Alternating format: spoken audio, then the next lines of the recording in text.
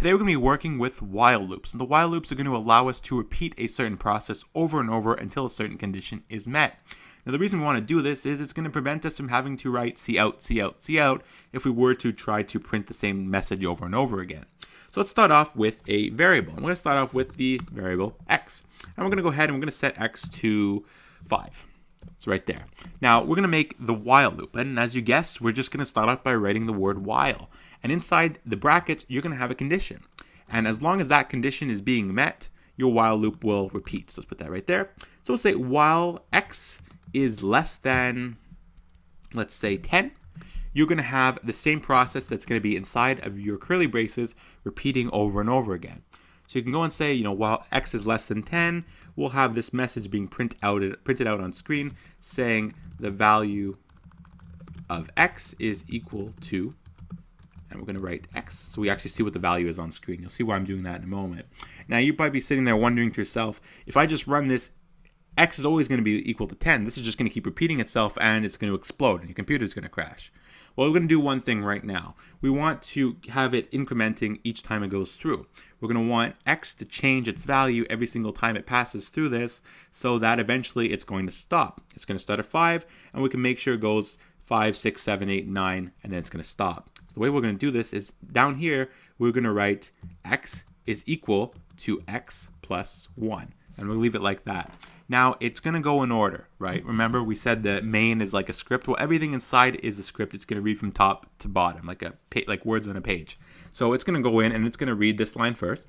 It's going to say, okay, print out that value.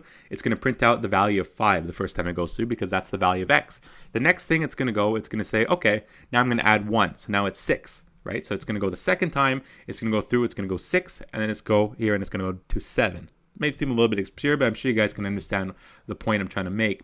Now, if you were to put this before here, you'll get a different result, which we're going to see in a second. Let's go ahead and actually visualize this. We're going to press build and run, and let's go ahead and take a look at what happened.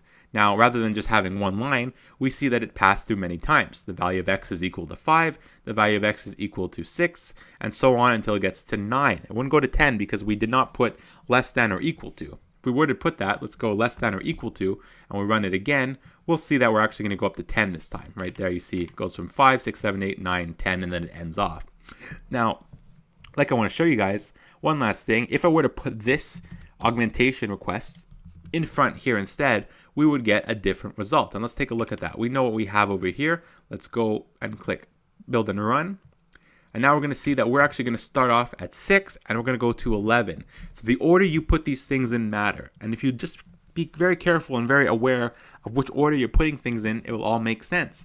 So you're going to enter this with 5. Let's look at it one more time. You're going to enter here with 5. It's going to ask you to bump that up by 1 right away. So you're going to bump that up to 6. Now it's going to ask you to print what the value is on the screen. You're not going to say 5 because you already increased to 6. So you're going to say 6.